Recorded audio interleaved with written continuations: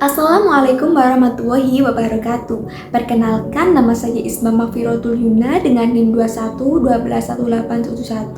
Di video kali ini saya akan mempresentasikan hasil wawancara untuk memenuhi tugas ujian akhir semester mata kuliah komunikasi dan negosiasi.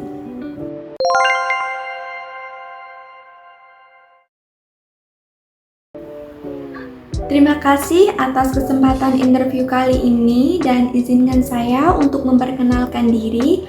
Nama saya Isma Mafirotul Yuna, biasa disapa Isma. Usia saya saat ini 20 tahun.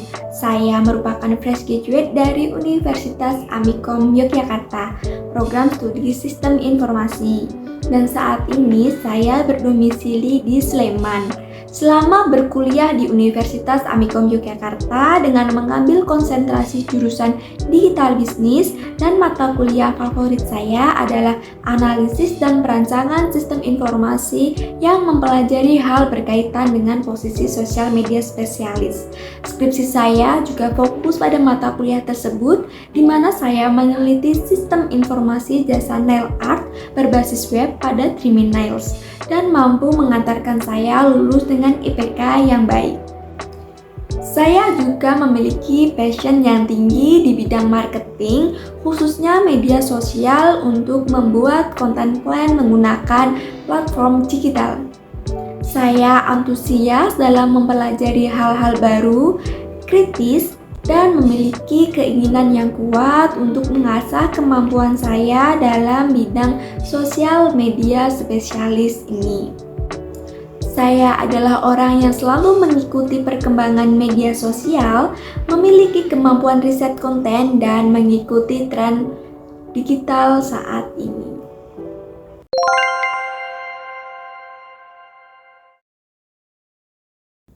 Skripsi saya yang berjudul Sistem Informasi Jasa Nail Art Berbasis Web pada studi kasus toko Dreamy Nails merupakan sebuah penelitian yang menghadirkan solusi inovatif bagi industri jasa nail art. Dalam skripsi ini, saya menggali potensi teknologi berbasis web untuk mengoptimalkan proses operasional dan memberikan pengalaman yang lebih baik bagi pelanggan di toko Dreamy Nails. Dan tentunya untuk membantu kemajuan toko Dreamy Nails itu sendiri.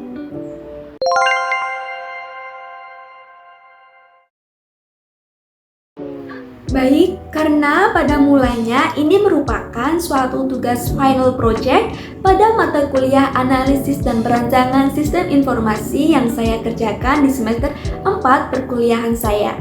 Lalu saya memutuskan untuk mengangkat dan meneruskan hasil pekerjaan ini sebagai topik pada skripsi saya. Dan dengan mengembangkan sistem informasi berbasis web yang efektif untuk toko nail art Dreamy Nails, saya dapat memberikan kontribusi nyata bagi industri kecantikan dan mungkin membantu pemilik usaha Dreamy Nails ini untuk meningkatkan bisnisnya di era digital saat ini.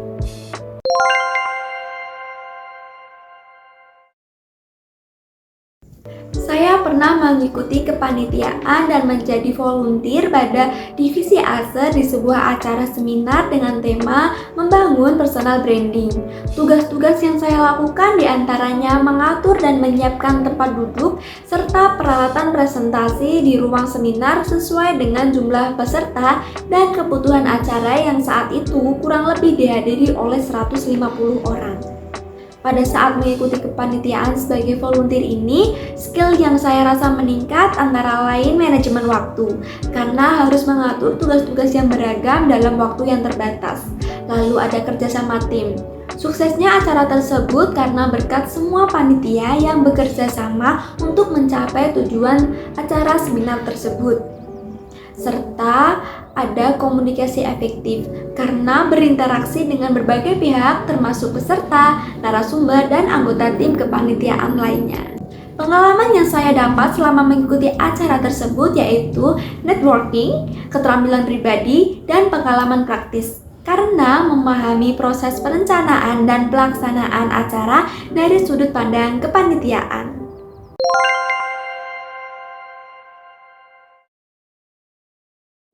Saat saya menjadi volunteer dalam divisi ASER pada sebuah acara seminar yang bertanggung jawab untuk membantu dalam pengaturan tempat duduk, membantu peserta acara untuk menemukan tempat mereka, dan memberikan arahan kepada peserta mengenai aturan dan petunjuk selama acara. Saya harus bekerja secara koordinatif dengan anggota tim ASER lainnya untuk menangani semua aspek terkait tempat duduk, memberikan bantuan jika ada pertanyaan atau masalah, dan menyediakan bantuan saat dibutuhkan. Namun, kadang masih ada saja peserta yang ngeyel untuk masalah posisi tempat duduk yang sudah ditentukan. Alhasil, kami dari divisi ASER saling berdiskusi untuk memberikan solusi yang terbaik bagi peserta dan mengarahkan secara sopan untuk tetap mematuhi peraturan yang sudah dibuat sebelumnya.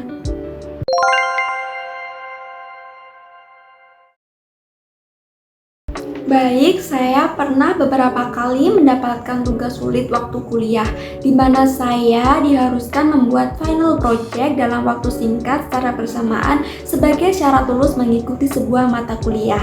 Dikarenakan final project ini rata-rata sifatnya berkelompok, maka saya harus membuat rencana terperinci mengenai apa yang harus saya fokuskan di project tersebut bersama anggota kelompok lain. Dan tentunya saya sembari menentukan skala prioritas mana yang harus diselesaikan terlebih dahulu dengan melihat tingkat kesulitan masing-masing proyek. Lalu karena waktunya singkat, maka kami anggota kelompok langsung membuat skala prioritas daftar terkait kegiatan apa yang harus difokuskan dan diselesaikan setiap harinya. Dan kami juga mereview pekerjaan yang kami kerjakan secara berkala. Akhirnya, satu persatu final project yang saya kerjakan dengan anggota kelompok berhasil diselesaikan. Kami dapat menyelesaikan tepat waktu sebelum deadline final project tersebut dan tentunya mendapat nilai yang memuaskan dari dosen.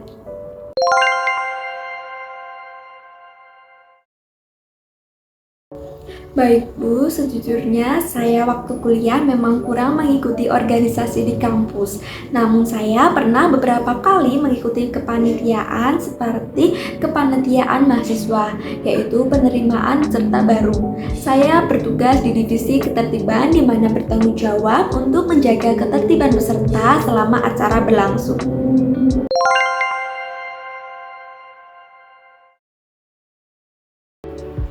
Salah satu kelebihan saya adalah saya mampu beradaptasi dengan cepat dalam situasi tertentu dan berkomunikasi dalam membangun hubungan yang baik antar individu maupun kelompok. Lalu saya cukup update terhadap tren apa saja yang terjadi pada saat ini di berbagai platform media sosial. Hal ini memudahkan saya untuk mengembangkan content plan yang akan saya kembangkan nantinya. Saya bisa bekerja dalam tim karena sebelumnya saya telah mendapat result saat menjadi volunteer di sebuah acara seminar dan tugas final project waktu kuliah. Dan untuk kekurangan saya sendiri, sebenarnya saya kurang teliti dalam beberapa hal dan suka tergesa-gesa. Namun usaha saya untuk mengatasi ini adalah saya selalu mengecek ulang semua pekerjaan yang sudah saya kerjakan agar saya bisa lebih yakin sudah tidak ada kesalahan yang saya lakukan.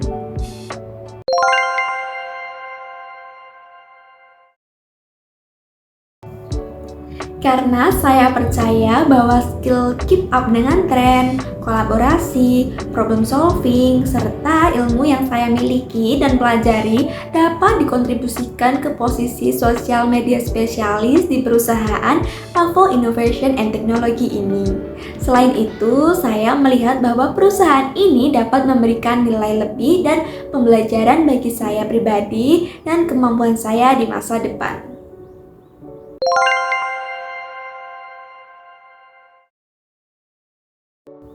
Dalam 1 sampai 2 tahun ke depan ini, saya akan lebih fokus untuk benar-benar mendalami bidang pekerjaan saat ini, sehingga 2 sampai 3 tahun setelahnya, saya bisa memikul tanggung jawab lebih atas posisi yang saat ini saya pegang. Potensi yang besar di bidang sosial media spesialis dan industri ini menjadi daya tarik bagi saya, dan perusahaan ini menurut saya bisa menjadi tempat yang tepat untuk transformasi itu karena ada nilai serta visi yang mendukung pegawai untuk terus berkembang dan belajar bersama.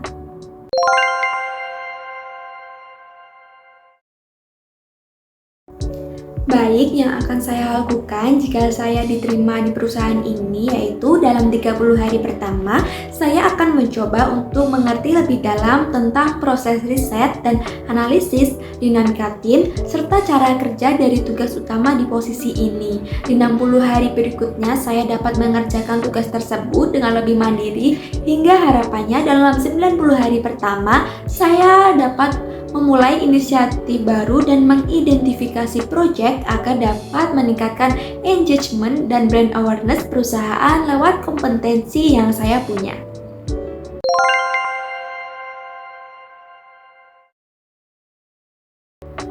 Baik Ibu, kebetulan saat ini saya sudah memiliki pasangan dan pasangan saya saat ini tinggal di Yogyakarta. Namun tentu saja setiap orang mempunyai rencana untuk menikah. Tapi saya tidak akan melakukan pernikahan dalam waktu dekat karena saya sedang fokus terhadap karir saya saat ini. Akan tetapi, kalau pertanyaan Ibu dikhawatirkan akan terganggunya pekerjaan saya ketika memiliki pasangan, maka saya pastikan hal tersebut tidak akan terjadi karena saya selalu profesional dalam bekerja dan mampu membagi waktu serta mengatur skala prioritas saya.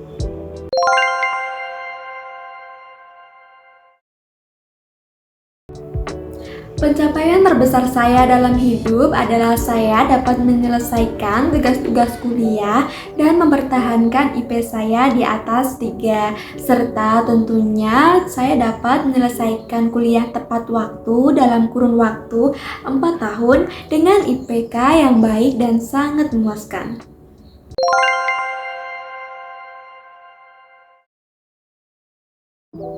Karena saya memiliki kompetensi yang sesuai dan tentunya posisi ini sangat berhubungan dengan kemampuan saya. Saya juga memiliki soft skill yaitu analisis, keep up dengan tren, komunikasi yang baik, dan dapat berkolaborasi dengan tim. Selain itu, hard skill yang saya punya yaitu planning konten, copywriting, dan menguasai tools-tools yang dibutuhkan di sosial media spesialis yang sangat mendukung saya pada posisi ini. Sehingga saya bisa pastikan dengan kemampuan yang saya miliki, saya dapat memberikan kontribusi yang baik untuk perusahaan ini. Dan ketika ada hal baru di luar kemampuan saya menganggap hal itu sebagai tantangan baru bagi saya yang harus cepat saya kuasai.